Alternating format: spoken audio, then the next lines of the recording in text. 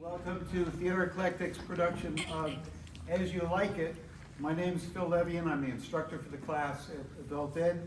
And I'm also the director of the show, and tonight I'll be playing the exiled Duke. Some of our performers have quite a bit of experience. Others will be making their stage debut tonight, so you get to see that and be part of that. So that's pretty cool. What's really nice, we have different levels of experience, different backgrounds, different circumstances. Some playing through pain or loss or weighty responsibilities, but they've all come together to get this show on. And they act, but they've built props and set pieces, programs, flyers, pretty much everything. And for all of us, I think, coming to the theater Tuesday evenings and Thursday evenings has been a real salve for us to go into Shakespeare's magical, poetic forest of Arden, where divisions are healed, nature abounds, and there's charity towards all. So just before we start, a couple of items. If you have a cell phone, if you turn that off, that'd be great. You may take photos, but no flash photography or video, please. And the running time for the show is about 75 minutes. Enjoy.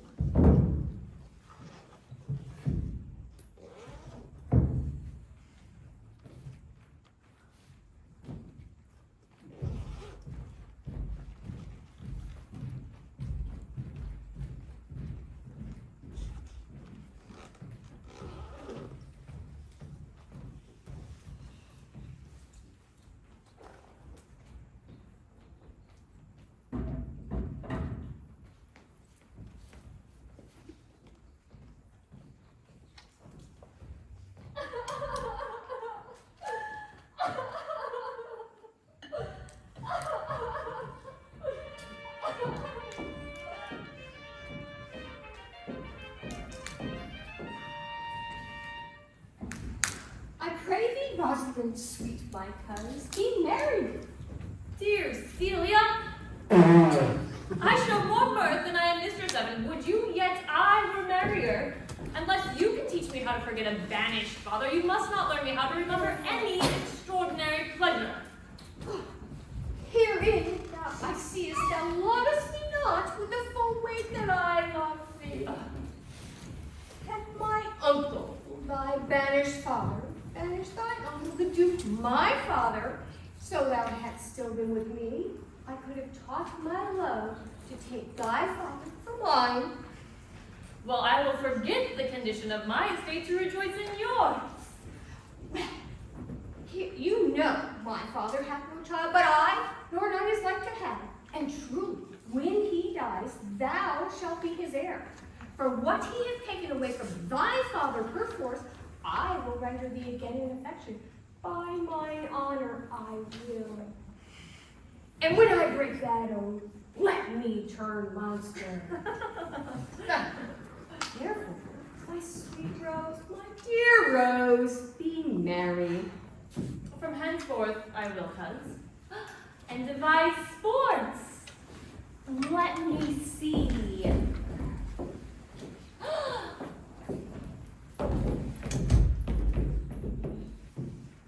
What think you of falling in love?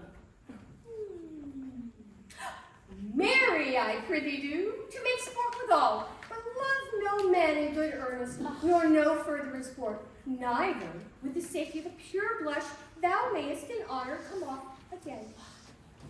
Mistress! Mistress! You must come away your father. Were you made a messenger? No, by mine honor, but I was bid to come for you. Where learned you that oath, fool? Of a certain knight who swore by his honor that they were good pancakes, and swore by his honor that the mustard was not. Now I stand to it. The pancakes were not, the mustard was good, but was not this knight forsworn? I prove you that in the great heap of your knowledge. I, Mary, now unmuzzle your wisdom. Stand ye both forth, stroke your chins, now swear by your beards that I am a knave.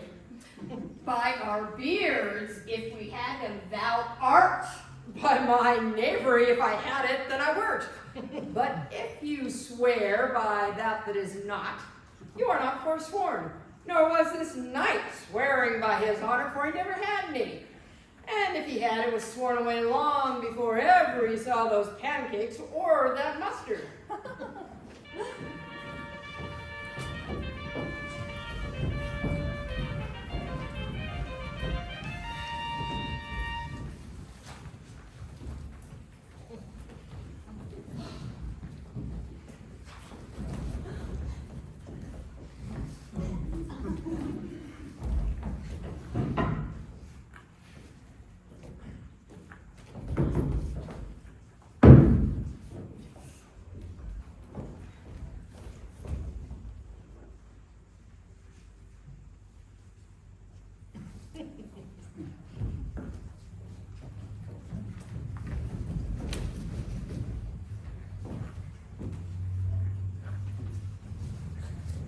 How now, daughter and cousin? Are you crept hither to see the wrestling? Aye, my liege, so please you give us leave. You take no delight in it, I can tell you. The man has such odds in him. In pity of the challenger's youth, I would fain dissuade him, but he could not be entreated. Speak to him, lady, see if you can move him. Young man, have you challenged Charles, the wrestler? No, fair princess. He is the general challenger. I come, but, in as others do, to try with him the strength of my youth. Young gentlemen, your spirits are too bold for your years. We pray you for your own sake to embrace your own safety. Give over this attempt. Do, young sir, your reputation shall not therefore be misprized. We will make it our suit to the Duke that the wrestling might not go forward. I beseech you, punish me not with your hard thoughts, but let your fair eyes and gentle wishes go with me to my trial, wherein, if I be foiled, there is but one shame that was never gracious. If killed, but one dead that would be willing to be so. Only in the world I fill up a place, which may be better supplied when I have made it empty. The little strength that I have, I would it were with you. And mine to eke out hers. Come! Where is this young gallant that is so desirous to lie with his mother earth? Ready, sir, but his will hath in it a more modest working. You shall try but one fall. It'll only take one fall, boss. My diet is elite. And you mean to mock me after? You should not have mocked me before. But come your ways. Now, Hercules, be thy speed, young man. I would I were invisible to catch the strong fellow by the leg. Now, excellent young man. If I had a thunderbolt in my eye, I could tell who should down. No more! No more! Yes. I beseech your grace. I am not yet well breathed. How dost thou, Charles? He cannot speak, my lord. Bear him away.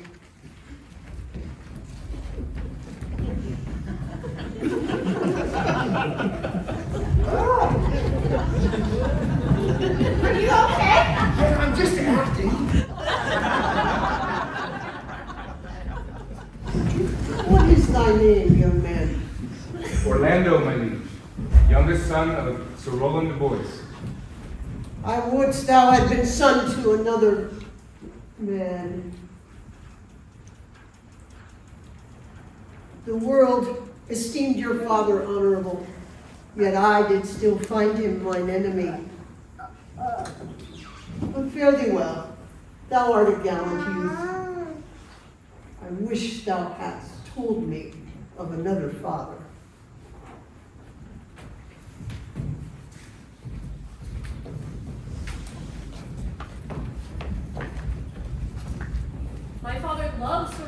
his soul, and all the world was of my father's mind. Had I before known this young man his son, I should have given him tears unto entreaties ere he should thus have ventured. Oh, gentle cousin, let us go thank him and encourage him. My father's rough and envious disposition sticks me at heart. Sir, you have wrestled well. If you do so, keep your promises in love, but justly, as you've exceeded all promise, your mistress shall be happy. Gentlemen,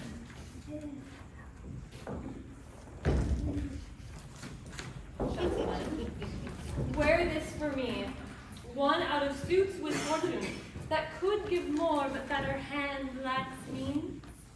Shall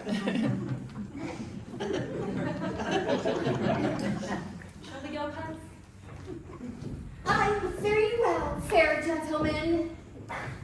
Can I not say I thank you? My better parts are all thrown down, and that which here stands up is but a quintain, a mere lifeless block. He calls us back. My pride fell with my fortunes. I'll ask him what he would. Did you call, sir? Sir, you have wrestled well and overthrown more than your enemy is. Will you go, cuz? Have with you.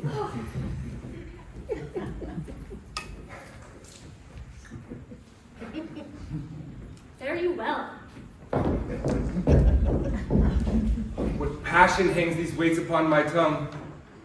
I cannot speak to her, but she urged conference. Oh, poor Orlando, thou art overthrown. But Charles, or something weaker, masters thee, but heavenly Rosalind.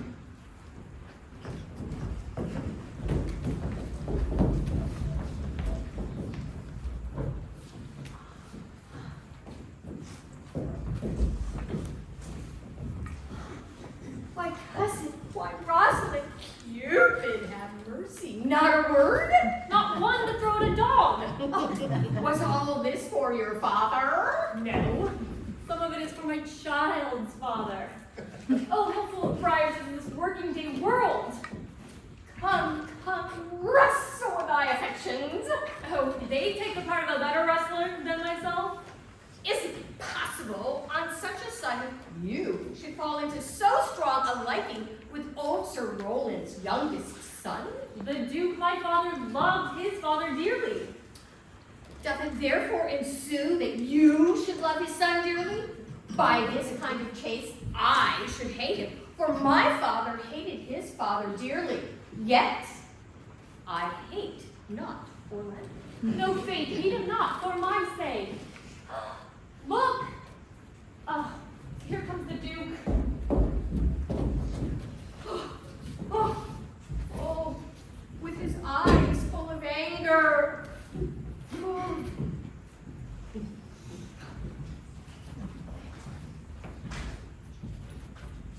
Mistress, dispatch with your safest haste and get thee from our court. Me, uncle? You, cousin, within these 10 days, if that thou beest found within so near our public court as 20 miles, you diest for it. I do beseech your grace. Let me the knowledge of my fault bear with me. If with myself I hold intelligence, never so much as in a thought unborn did I offend your highness. You are your father's daughter. There's enough. Oof. So was I when your highness took his dukedom. So was I when your highness banished him. Treason is not inherited, my lord, or if we did derive it from our friends, what's that to me? My father was no traitor. Then, good my liege, mistake me not so much to think my poverty is treacherous. Good sovereign, hear me speak. Open not thy lips. Firm and irrevocable in my doom that I have passed upon her. She is banished. Pronounce then that sentence upon me, my liege. I cannot live out of her company. You are a fool. You, niece, provide yourself. If you overstay the time, by mine honor and in the greatness of my word, you die.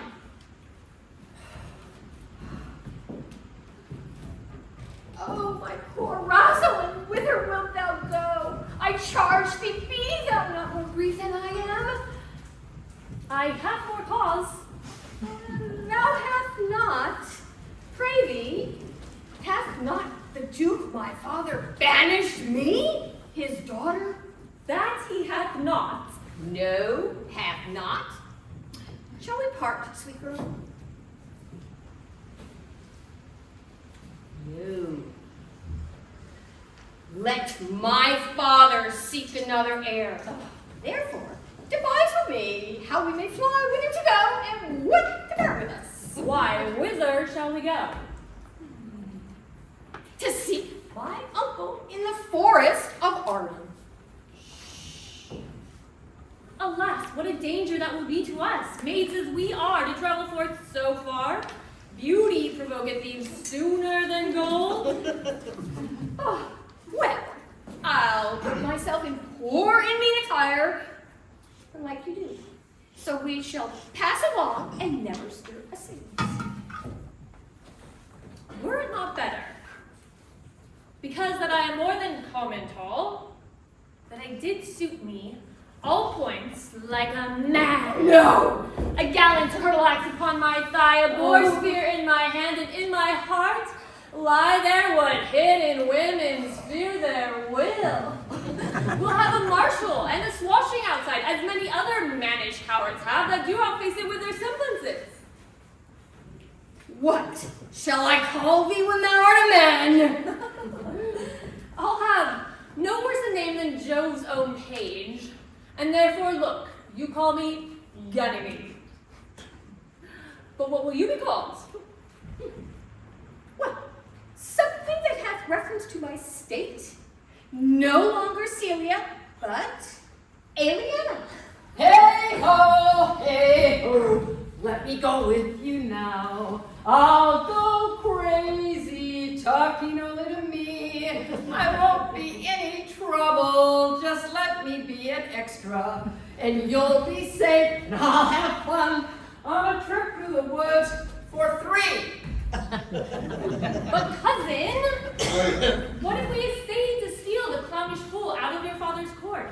Would he not be a comfort to our travel?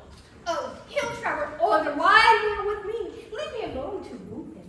Then let's get our jewels and our wealth together, devise the fittest time and the safest way to hide us from pursuit that will be made after my flight. Now, go we in content to liberty and not banishment.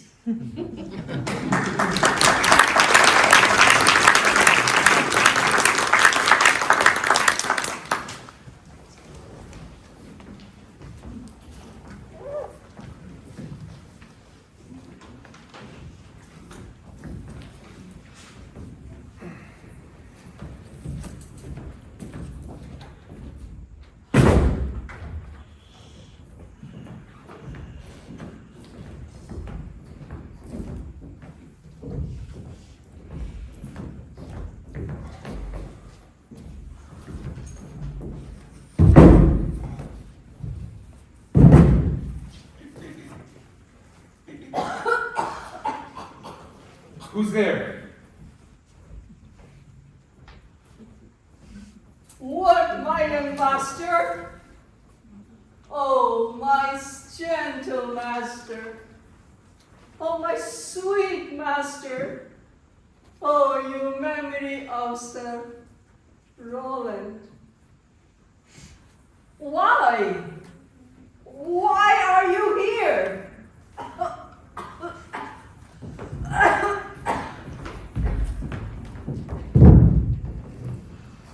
Why, what's the matter? Why are you so fond of Bonnie Prizer of Duke, humorous Duke? Your virtues, my gentle master, are sanctified and holy traitors to you.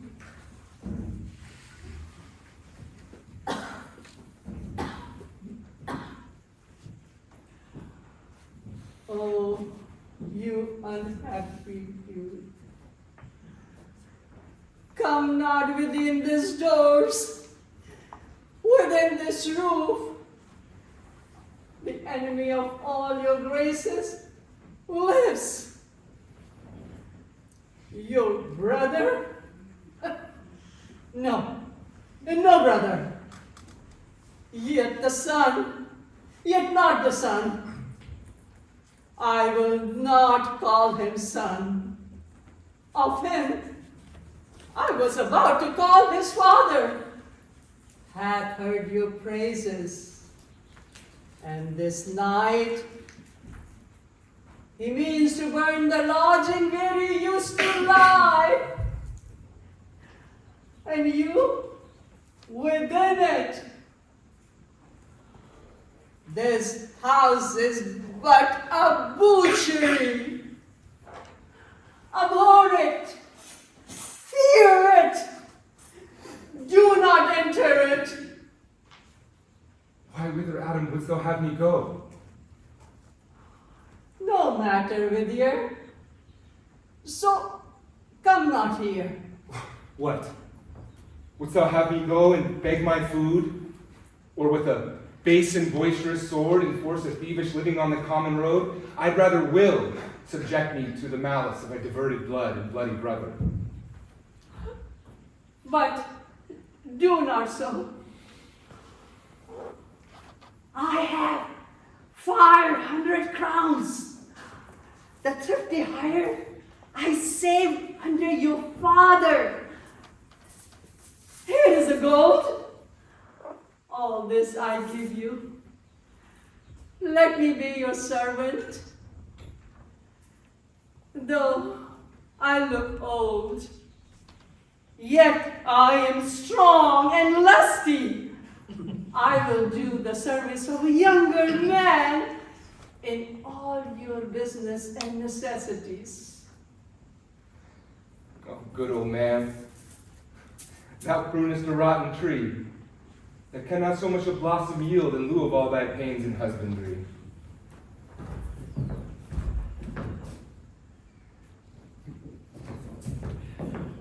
But come thy ways, we'll go along together.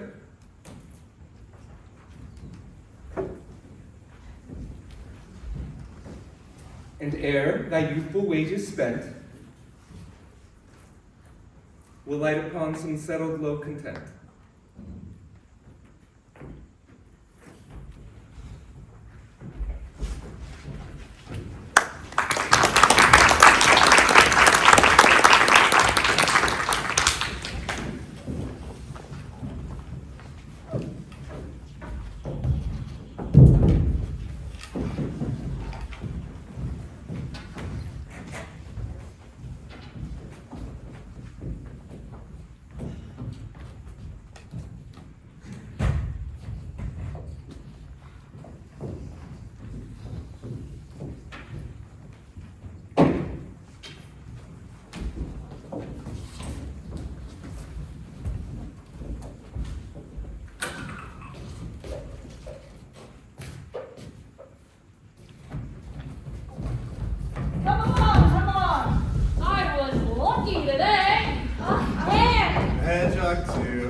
Right, you're a great shot. Hip, Hip, hooray! Hip, hip, hooray! Hip, hip, hooray! Now, my co-mates, and brothers in exile, hath not old custom made this life more sweet than that of painted palm? Yes! Are not these woods more free from peril than the envious court? Yes! Here feel we but the penalty of Adam, the season's difference, as the icy fang and the churlish chiding of the winter's wind, which, when it bites and blows upon my body, even till I shrink with cold, I smile and say, this is no flattery, these are counselors. that feelingly persuade me what I am. Sweet are the uses of adversity, which, like the toad, ugly and venomous, wears yet a precious jewel in his head. And this our life, exempt from public haunt, finds tongues in trees, books in the running brooks, sermons in stones, and good in everything. Forbear, and eat no more, Why, I haven't eaten them yet. nor shall not, till necessity be served. What kind of cock should this be? Art thou thus boldened by thy distress, or else a rude despiser of good manners, and in civility thou seemst so empty? You touched my vein at first. The thorny point of bare distress has taken from me the show of smooth civility. Forbear, I say, he dies that touches any of this fruit, till I and my affairs are answered. And you'll not be answered with reason? I must die? What would you have? Your gentleness shall force more than your force move us to gentleness. I almost die for food. Sit down and feed. And welcome to our table. Speak you so gently. Pardon me, I thought all things had been savage here. Then forbear your food a little whilst, like a doe, I go and find my fawn. There is an old poor man who hath after me many a weary step limped in pure love, till he be first sufficed, oppressed by 2 weak evils, age and hunger, I will not touch a bit. Go find them out. And we will nothing waste till you return. I thank you, and be blessed for your good comfort. Thou seest, we are not all alone unhappy. This wide and universal theater presents more woeful pageants than the sea wherein we play in. All the world's a stage. All the men and women merely players. They have their exits and their entrances.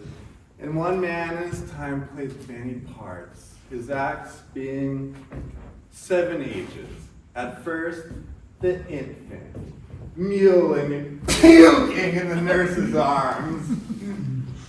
And then the whining schoolboy, with his satchel and shining morning face, creeping like snow and willing to school. And then the lover, sighing like furnace with a woeful ballad made to his mistress's eyebrow. And then the soldier, full of strange oaths and bearded like a pard, jealous in honor, summoning quick the quarrel, seeking the bubble's reputation even in the cannon's mouth. And then the justice, in fair round belly with a good cape in line, with eyes severe and beard of formal cut, full of wise saws and modern instances. And so he plays his part. The 6th age shifts into the lady in slippered pantaloons, with spectacles on nose and pouch on side. His youthful hose well saved, the world too wide for his shrunk shank. His big manly voice turning again to childish treble, pipes and whistles in his sound. Last scene of all, that ends this strange and eventful history, is second childishness and mere oblivion. Sans teeth, sans eyes, sans teeth, sans everything!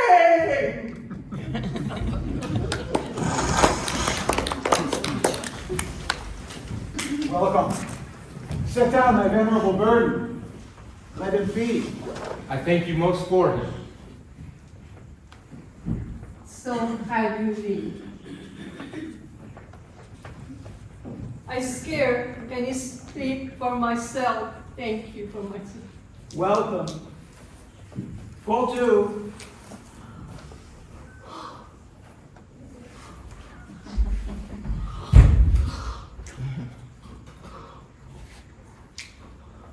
I will not trouble you as yet to question you about your fortunes. Give us some music. Good cousin, sing. Oh, thou winter, thou art not so unkind as man's ingratitude. Thy tooth is not so keen because thou art not seen, although thy breath be rude. Blow, blow, thou winter wind, thou art not so unkind as man's ingratitude. Thy tooth is not so keen because thou art not seen, although thy breath be rude. Although thy breath be rude. If that you were the good Sir Roland's son, as you have whispered faithfully you were, be truly welcome hither. Oh, I am the Duke that loved your father.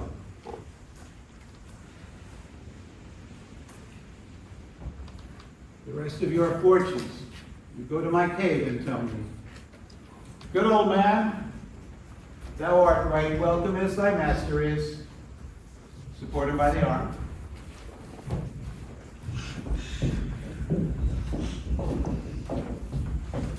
Give me your hand.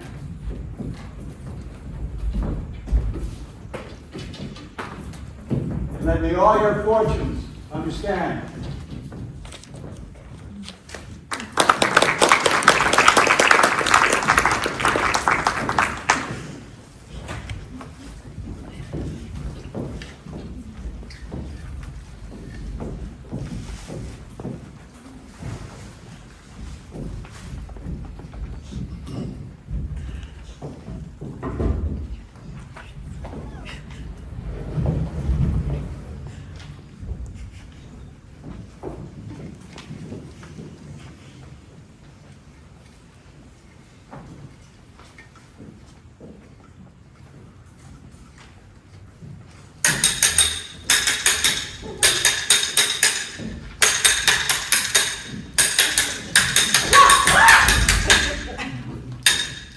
Oh, Jupiter! How weary are my spirits! I care not for my spirits. My legs were not so weary. I could find in my heart to disgrace my man's apparel and to cry like a woman. I pray thee, bear with me, I can go no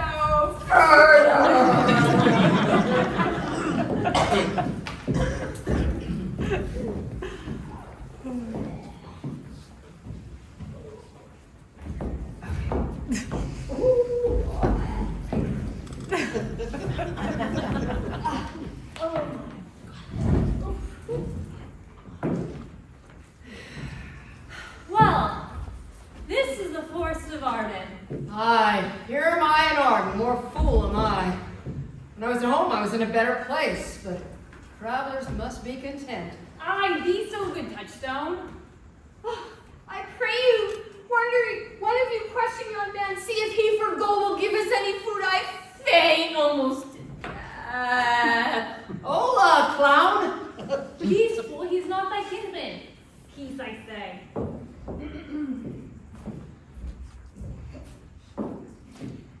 Good evening to you, friend. Hello, gentle sir, and to you all. I pray thee, shepherd, if that love or gold can in this desert place buy entertainment, bring us where we may rest ourselves and feed. Here lies a young maid with travel much oppressed and faints for succor. I got this!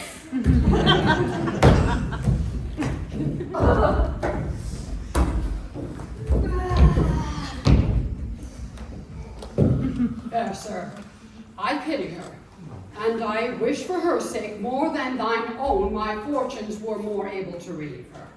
But I am shepherd to another man, and I do not shear the fleece that I graze. My master is of churlish disposition and literate to find his way to heaven through deeds of hospitality.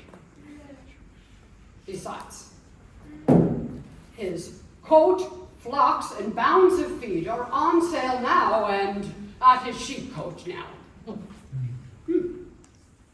By virtue of his absence, there would be nothing to feed on, but what is, come see, and in my voice most welcome shall you be. I pray thee, if it stand with honesty, buy thou the cottage, pasture, and the flock, and thou shalt have to pay for it of us. And we will mend thy wages. I like this place and willingly could waste my time in it. Assuredly the thing is to be sold.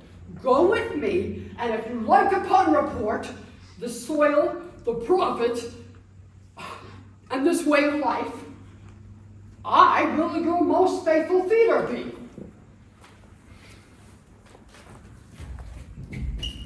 And buy it with your gold most suddenly.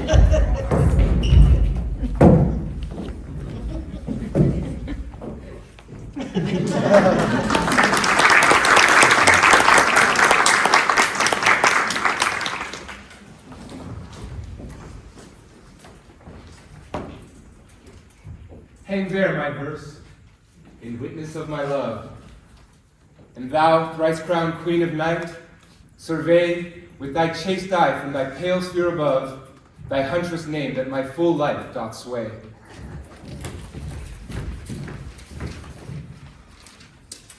O Rosalind, these trees shall be my books, and in their barks my thoughts I'll character, that every eye which in this forest looks shall see thy virtue witnessed everywhere.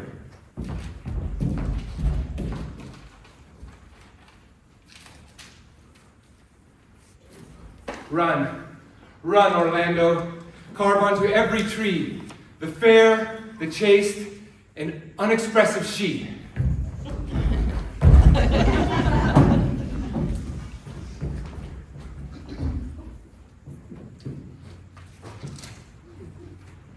Why should this a desert be?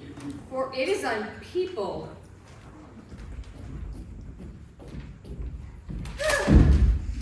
No, tongues I'll hang on every tree that Sybil's saying show.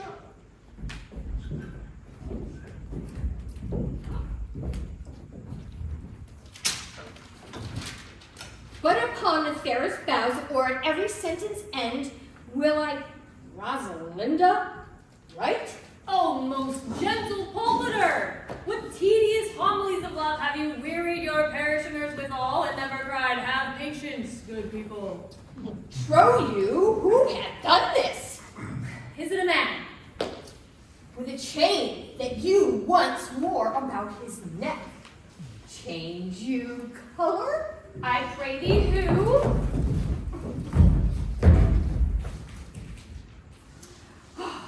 It is young Orlando, who tripped up the wrestler's heels and your heart both in an instant. Orlando? Orlando. Are you sure? Wonderful, wonderful, and yet again wonderful, and most wonderful, and out of all hooping. Good my complexion, dost thou think, though I'm comparison like a man, I have a doublet and hose in my disposition? I pray thee, take the cork out of thy mouth, that I may drink thy tidings. It is Orlando who tripped up the wrestler's heels and your heart, both in an instant. Alas the day! What shall I do with my doublet and hose? What did he when thou sawest him? What said he? How looked he? Wherein went he? What makes he here? Did he ask for me? Where remains he? How parted he with thee? And when shalt thou see him again? Answer me in one word. Oh, you must borrow me Gargantua's mouth first.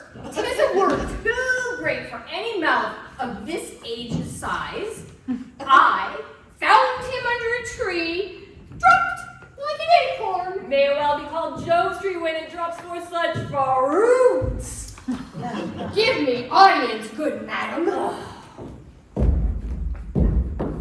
Proceed. he was furnished like a hunter. Oh, ominous, he comes to kill my heart. I sing my song without a burden, but thou bringest me out of tune. Do you not know that I am a woman? When I think I must speak. Sweet, say on. For at every sentence end will I Rosalind write. Soft.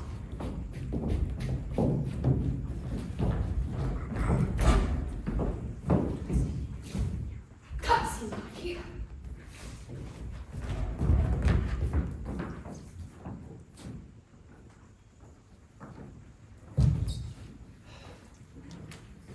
Tis he! Ooh. I will speak to him like a saucy lackey. Ooh. And under that habit, play the knave. Ooh. With him. Ooh.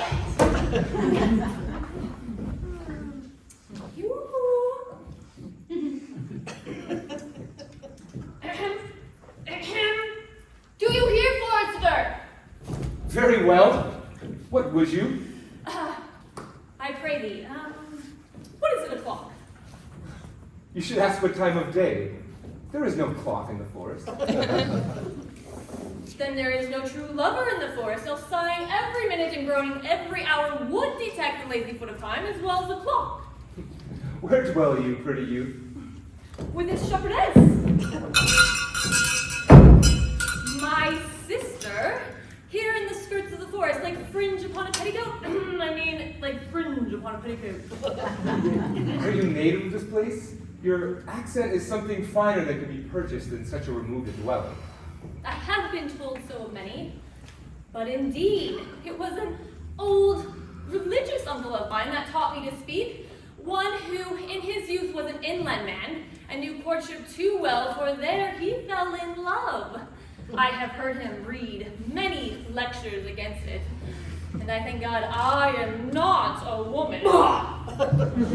To be touched with so many giddy offenses as he hath generally taxed their whole sex withal. Can you remember any of the principal evils that he laid to the charge of women? No, there were none principal. They were all like one another as halfpence are, every one fault seeming monstrous until his fellow fault came to match it. I prithee, recount some of them. No, I will not cast away my physic, but on those that are sick. There is a man haunts the forest, that abuses our young plants with carving Rosalind on their barks, hangs odes upon hawthorns and elegies on brambles, all forsooth, deifying the name of Rosalind. If I could meet that fancy monger, I would give him some good counsel, for he seems to have the quotidian of love upon him. I am that he that is so love-shaped. I pray you, tell me your remedy. Well, there are none of my uncle's marks upon you. He taught me how to know a man in love, in which cage of rushes I am sure you are not prisoner. What were his marks?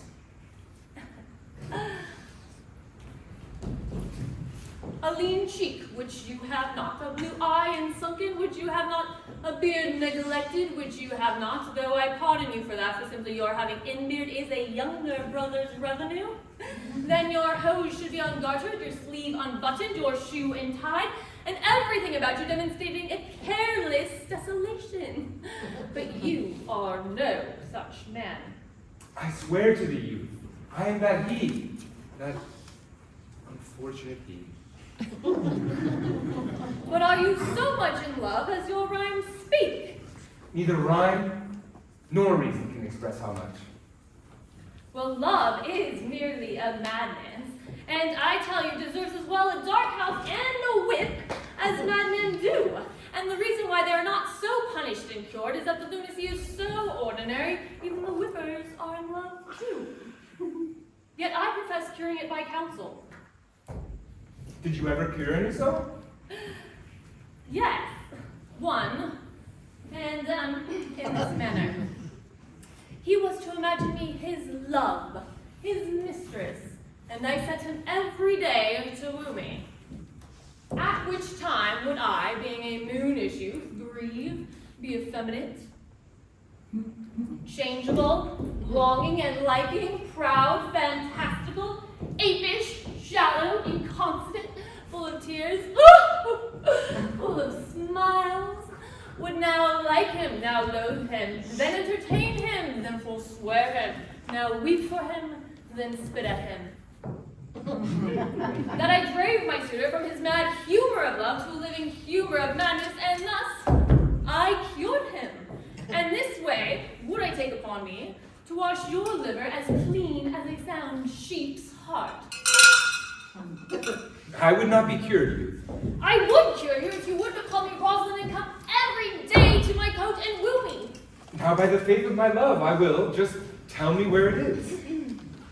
Go with me to it, and I'll show it you. And by the way, you shall tell me in the forest where you live. Will you go? With all my heart, good youth. Nay, you must call me Rosalind.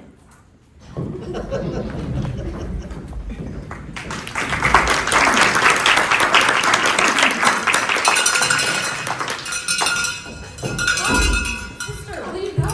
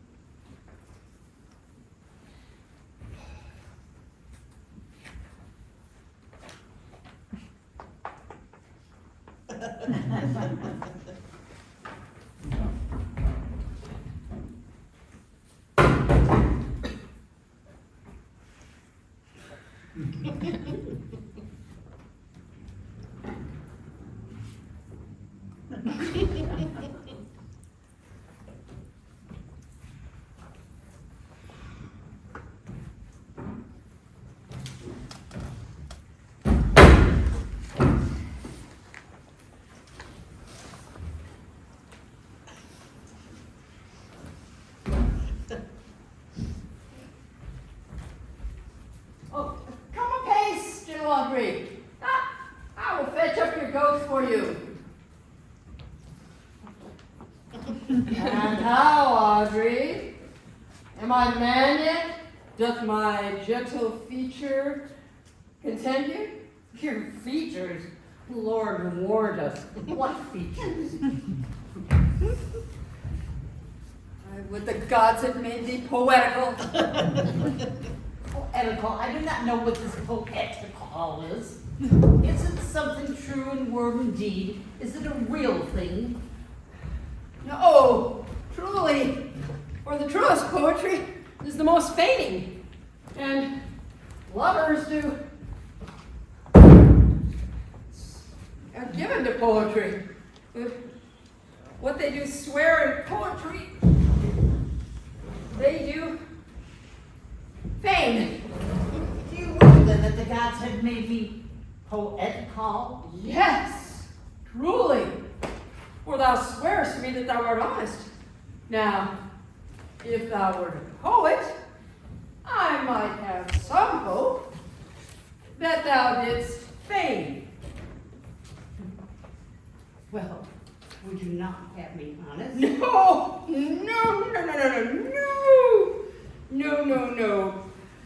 Unless you were hard favored.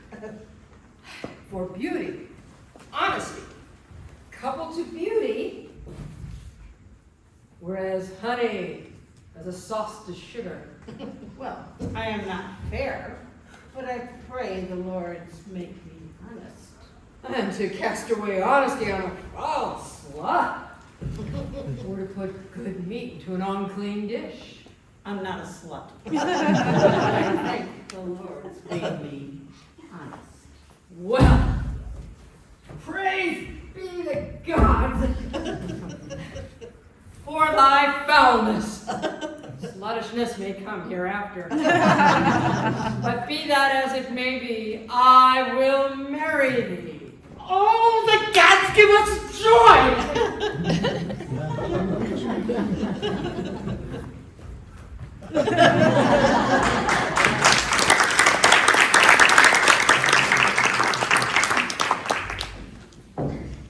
Never talk to me. I will weep. And weren't you? You weep again. His very hair is of the dissembling color. Something browner than Judas's. In faith, his hair is of a good color. An excellent color, but your chestnut was ever the only color. But why did he swear he would come this morning and comes not? Nay, certainly there is no truth in him. Not true in love. Yes, when he is in, but I think he is not in. You have heard him swear downright he was. Was, is not is. The oath of a lover is no stronger than the word of a tapster. Good day and happiness, dear Rosalind. Why, how now, Orlando? And where have you been all this while? You, a lover. And you served me such another trick, never come in my sight more. My dear Rosalind, I come but within an hour of my promise. Break an hour's promise in love. Ugh. He that will divide but a minute into 1,000 parts and breaks but a part of the 1,000th part of that minute in the affairs of love, it may be said of him that Cupid has clapped him over the shoulder, but I'll warrant him hard whole. Pardon me, dear Rosalind. Nay, if you be so tardy, come no more in my sight, I'd had as lief be wooed of a snail. Of a snail? Aye, of a snail. For though he comes slowly, he carries his house on his head. A better jointure, I think, than you make a woman. Oh, but come. Woo me, for now I'm in a holiday humor and like enough to consent. Am not I your Rosalind? I take some joy to say that you are, because I would be talking of her. Well, then in her person I say, I will not have you. Then in mine own person, I die. Ah, no, faith, die by attorney. The poor world is almost 6,000 years old, and in all this time, there was not any man died in the love cause. Men have died from time to time, and worms have eaten them, but not for love. I will not have my right Rosalind of this mind, for I protest her frown might kill me. By this hand it will not kill a fly, but come, I will play a Rosalind in a more coming on disposition, and ask me what you will. I will grant it. Then love me, Rosalind. Faith, will I? Fridays and Saturdays and all. And wilt thou have me? Aye, and 20 such. What sayest thou? Are you not good? I hope so. Why then, can one desire too much of a good thing? Come, sister, you shall play the priest, and Marius, give me your hand, Orlando. What do you say, sister? Pray thee, marry us. I cannot say the words. You must begin. Will you, Orlando? Go to. Will you, Orlando, have to wife this Rosalind? I will. I but when? Why now, as fast as she can marry us. Then you must say, I take thee, Rosalind, for wife. I take thee, Rosalind, for wife. I may ask for your permission, but I do take thee, Orlando, for my husband. Now tell me, when we would have her, as soon as you have possessed her? Forever and a day. Ugh. Say a day without the ever. No. Orlando, men are April when they woo, December when they wed. Maids are May when they are maids, but the sky changes when they are wives. I will be more jealous of thee than a Barbary cock pigeon over his hen, more clamorous than a parrot against the rain, more newfangled than an ape, more giddy in my desires than a monkey. I will cry for nothing like Diana in the fountain, and I will do that when you are disposed to be merry, and I will laugh like a hyena, and that's when thou art inclined to sleep. But will my Rosalind do so? By my life, she will do as I do. She is wise. Or she would not have the wits to do this. The wiser, the waywarder. Make the door upon a woman's wit, and it will out at the casement. and 'twill out at the keyhole. Stop that and 'twill fly with the smoke out at the chimney.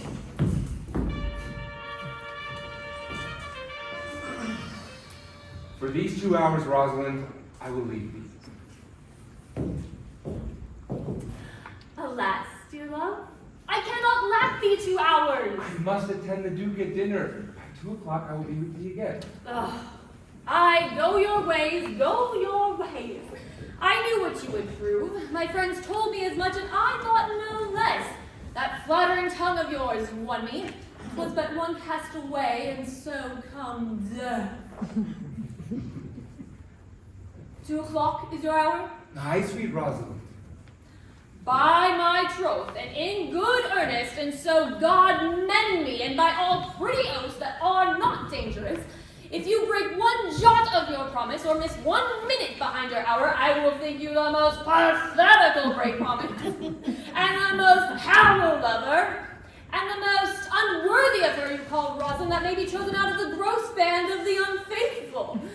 Therefore beware my censure, and keep your promise. With no less religion than if thou wert indeed my Rosalind.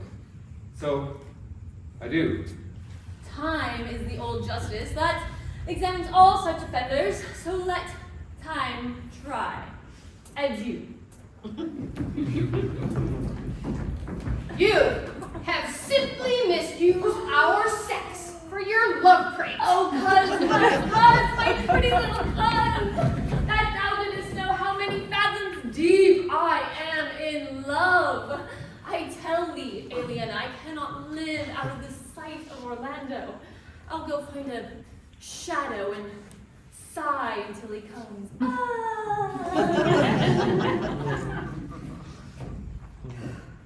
And I'll sleep.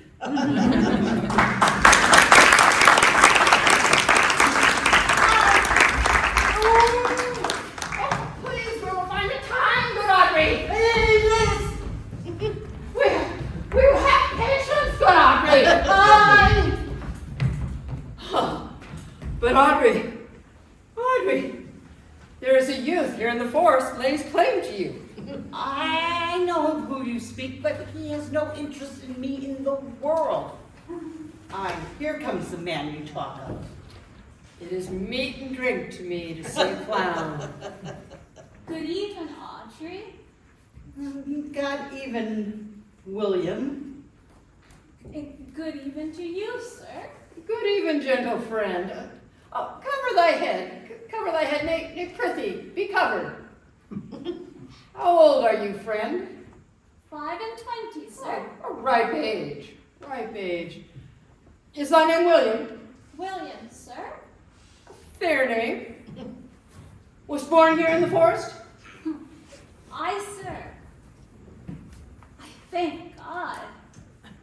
Thank God. Good answer. Art thou rich? Faith, sir. So. So. Good. Very good. Excellent good. And yet it is not. It is but so. Art thou wise? I, sir. I have a pretty wit. Why, thou sayest well. But now I remember a saying, the fool doth think he is wise, but the wise man knows himself to be a fool. You do love this maid? I do, sir. Give me your hand. Art thou learned? No, sir. Then learn this of me. To have is to have. For it is a figure in rhetoric that a drink being poured from a glass to a cup, when being poured by filling one, doth empty the other. And all your good writers do consent that ipse is he. Now you are not ipse, for I am he. Which he, sir? He that must marry this woman. Therefore, clown, abandon, or in the more vulgar, leave the society, or in the more boorish, company of this fiend. female, or in the more common, woman, and all three together, abandon the company, the society of this woman, or clown, thou perishest, or to thy better understanding, diest. To wit, I kill thee, make thee away, translate thy life into death, thy liberty into bondage. I will deal in poison with thee, or in bastinado, or in steel. I will kill thee in 150 ways. Therefore, tremble and depart. Do good, William.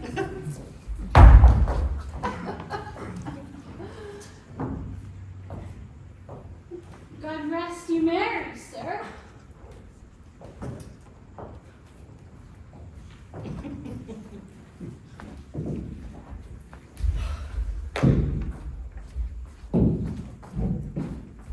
Our master and mistress seeks you. Come away, come away. Tripping, Tripodry, Tripodry. I attend, I attend.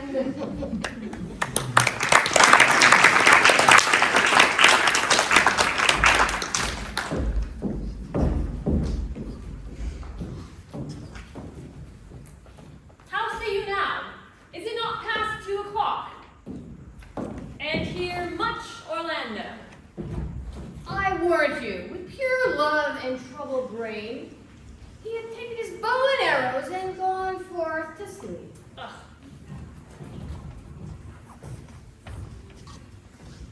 Good morrow, fair ones. Pray you, if you know, where the pearliest of this forest stands a sheepcote, fenced about with olive trees. West of this place, down in the neighbor bottom. But at this hour, the house doth keep itself, there is none within. If an eye might profit by a tongue, then I should know you by description. Are you not the owner of the house I did inquire for? It is no boast to say we are. Orlando commends him to you both, and to that shepherd youth he calls his Rosalind, he sends this bloody napkin. Are you he? I am, but what must we understand by this? Some of my shame, if you would know of me, the man I was, and how and why and where this handkerchief was stained. I pray you tell it. When last the young Orlando did part from you, he left a promise to return again within an hour. Pacing through the forest, chewing the food of sweet and bitter fancy, lo, what befell? He threw his eye aside, and mark what object did appear. A wretched, ragged man lay under an aged oak. He was overgrown with hair, and under a bushy shade, a lioness with udders all drawn dry lay crouching, head on ground, with cat-like watch for when that sleeping man doth should stir. For 'tis the disposition of that royal beast to prey on nothing that doth seem as dead. Seeing this, Orlando did approach the man and found it was his brother, his elder brother. I've heard him speak of that same brother. He did render him the most unnatural that lived amongst men. And so well he might do, for well I know he was unnatural. But to Orlando, did he leave him there, food to the stuffed and hungry lioness? Twice did he turn his back and purpose so, but kindness nobler ever than revenge made him do battle with that lioness, which quickly fell before him, in which hurtling from miserable slumber did I awake. Are you his brother? Was it you he rescued? 'Twas you that did so oft contrive to kill him? 'Twas I, but 'tis not I. I do not shame to tell you the man I was, for since my conversion so sweetly tastes, being the thing that I am. But to Orlando, for the bloody napkin. In brief, by and by, he led me onto the gentle Duke, who gave me fresh array and entertainment, committing me onto my brother's love, who instantly led me onto his cave, and now fainted. And in fainting, cried out upon Rosalind. Brief. I recovered him, bound his wound, for he showed me his arm. The lioness had torn some flesh away, which had bled all this while. But I bound him up, and he sent me here to tell you this story so you would forgive his broken promise, and to give this handkerchief, stained with his blood, to the shepherd youth. He does in spirit always Roger. Oh, how now, Gamey! Sweet Gamey! Many do swoon who look on blood. There is more in it. Gamey! Look, he recovers. Oh, I would it were at home. Oh, we'll lead you thither. Good sir, take him by the arm. Be of good cheer, youth. You're a man. Oh. You lack a man's heart. I do so. I confess it. I pray you, a body would think this was well counterfeited. Please tell your brother how well I counterfeited. This was not counterfeit. There's too great testimony in your complexion that it was a passion of earnest.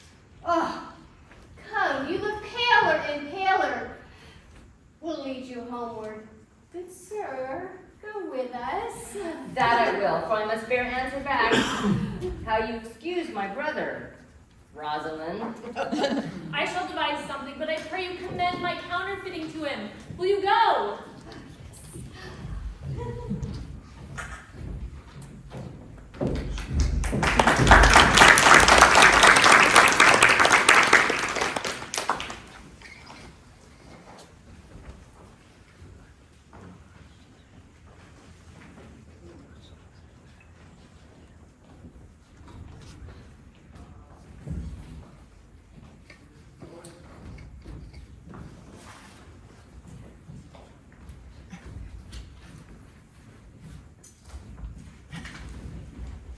Grace, tomorrow is a joyful time. Tomorrow will we be married. Oh, I do desire it with all my heart. I hope it's not a dishonest thing to want to be a woman of the world.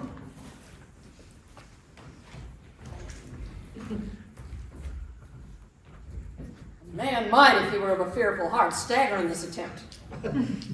For we have no temple but the woods, no assembly but the horned beast, but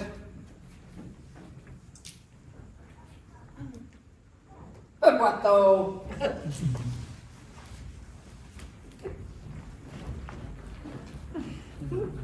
Courage!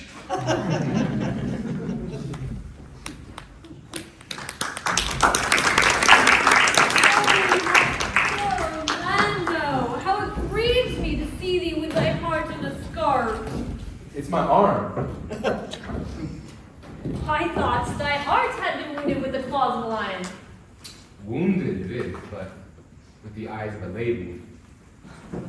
Did your brother tell you how well I counterfeited to swoon when he showed me your handkerchief? Aye, and greater wonders than that. Oh, I know where you are, for your brother and my sister no sooner met, but they looked, no sooner looked, but they loved. They shall be married tomorrow. I shall bid the Duke to the nuptials. But oh, how bitter a thing it is to look into happiness through another man's eyes. Why then tomorrow I cannot serve your turn for Rosalind. I can live no longer by thinking. I will weary you then no longer with idle talking. I have, since I was 3 years old, conversed with a magician, most profound in his art, yet not damnable. If you do love Rosalind so near your heart as your gesture cries it out, tomorrow, when your brother marries Aliena, shall you marry her? Speakest thou in sober means? By my life I do, which I tender dearly. Though I say I am a magician, therefore put you in your best array, bid your friends, for if you will be married tomorrow, you shall unto Rosalind, if you will. I'll not fail if I live.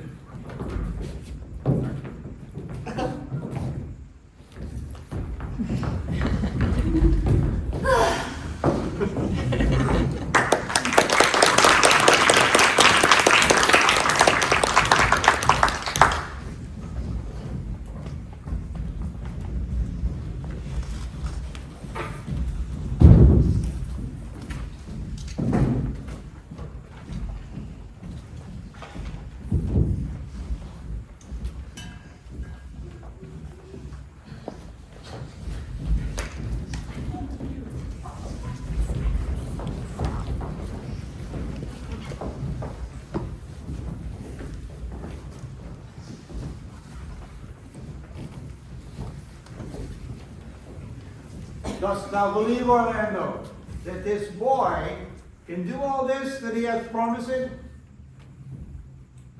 sometimes do believe, and sometimes do not, as those that fear they hope, know they fear. I do remember in this shepherd boy some lively touches of my daughter's favor. My lord, the first time I ever saw him, he thought him to be a brother to your daughter. But my good lord, this boy is forest-born and has been tutored in many of the rudiments, and claims his uncle is a magician and obscured in the circle of this great forest.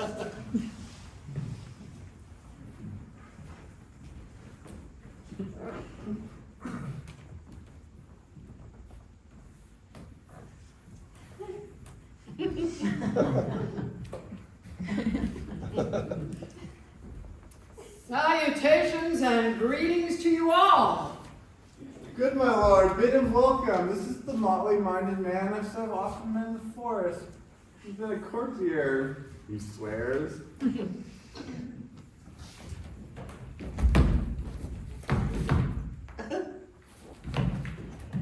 If any man doubt that, let them put me to my purgation, for I have trod a measure, I have flattered a lady, I have been politic with my friends and smooth with mine enemies. I have left 3 tailors undone, and I have had 4 quarrels and like to have fought 1. And how was that taken up? Faith, we found the quarrel to be about the 7th cause. How 7th cause? Good, my lord, like this fellow. Well, I like him very much. Lord God, get ill of you, sir. I so do desire you of the like. I press in here, sir, today, with all these country copulatives to swear and forswear, according as marriage binds and blood breaks. This poor virgin, sir, an ill-favored thing, but mine own. Poor humor of mine it is, sir, to take that no man else wants. Rich honesty dwells like a miser, sir, in a poor house, like your pearl in a foul oyster. By my faith, he is very swift and sententious. According to the fool's bolt and these dulcet diseases. But for the 7th cause, how did you find the quarrel on the 7th cause? Upon a lie, 7 times removed. Appear your body more seeming, Audrey. That is thus, sir. I did dislike the cut of a certain courtier's beard. I sent him word that his beard was not cut well. He sent me word that he was in the mind that it was. This is called the retort courteous. I then, again, sent him word that his beard was not cut well, and he would then send me word that he cut it to please himself. This is called the quick modest.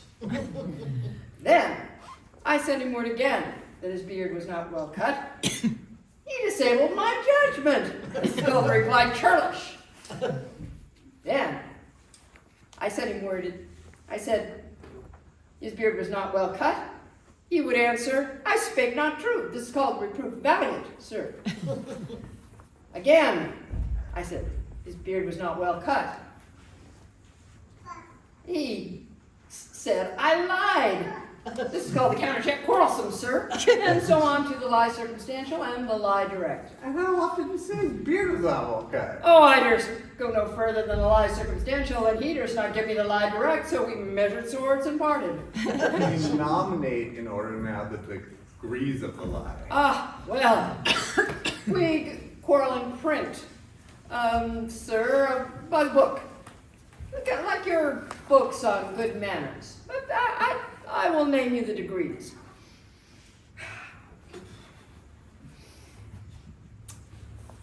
The first is a retort courteous, the second is a quip modest, the third is a reply churlish, the fourth is a reproof valiant, the fifth is a countercheck quarrelsome, the sixth is the lie circumstantial, and the seventh is the lie direct.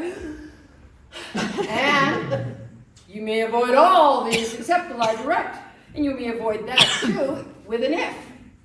I knew when 7 justices could not take up a quarrel, but that the parties met themselves, one of them thought but of an if, as in, if you said so, that I said so. And they shook hands and swore brothers. Your if is the only peacemaker, sir. Much virtue in an if.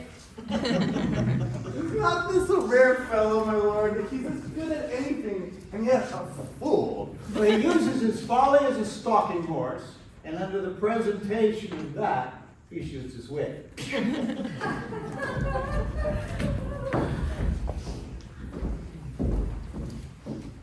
you I give myself, for I am yours. To you I give myself, for I am yours. If there be truth in sight, you are my daughter. If there be truth in sight, you are my Rosalind. Oh, my dear niece, welcome thou art to me. Even daughter welcome, in no less degree. It was a lover and his lass with a hey and a ho and a hey. Nanny milk over the green cornfield did pass in the springtime, pretty ring time. Sweet lovers love the spring. Play music, and you, brides and bridegrooms all, with measures heap the joy, to the measures fall.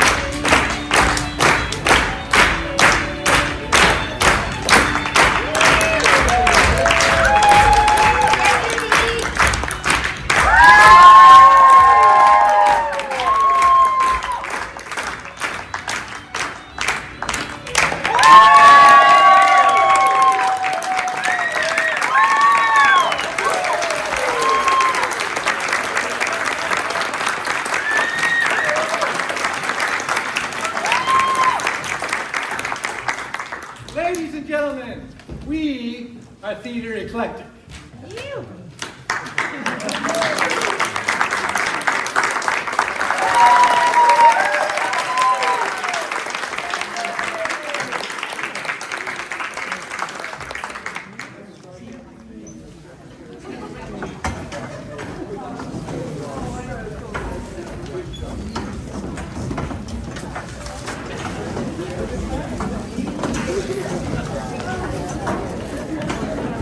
Summer term begins June 12th at Schott for 4 Thursday nights. Come and join us if you have that urge to act.